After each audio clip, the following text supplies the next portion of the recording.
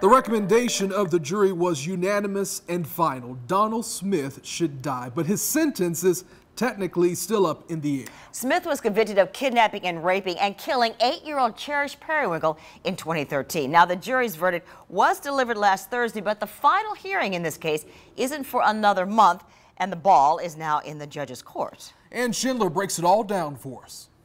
We, the jury, unanimously find that the defendant, Donald James Smith, should be sentenced to death. Judge Mallory Cooper delivered the verdict. Donald James Smith was previously convicted of a felony. But whether Donald Smith gets death or life in prison is hers to decide. So he still has to make that decision. Al Chipperfield is a longtime public defender who handles death penalty cases. He says the case isn't over until what's known as a Spencer hearing is held. You don't have to have it. If they recommend life, you don't have to have a Spencer hearing because the judge has to give a life sentence.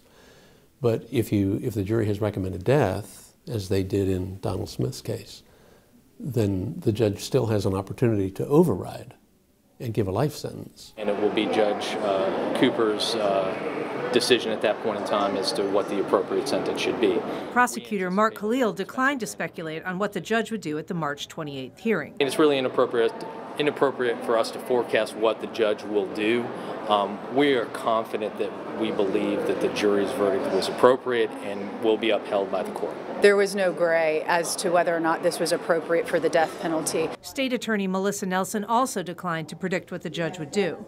But she said prosecutors will use the opportunity to let the judge hear from Rain Periwinkle, the mom of 8-year-old Cherish. She will be addressing the court for victims' impact, yes. During the Spencer hearing, she's going to address the court, and you will hear her talk about how this has impacted her life. Whatever the judge decides, Nelson says the death verdict was just. If not for this murder, then for what? This was as bad as it gets. If history is any guide, Chipperfield says, going against a jury verdict is unlikely.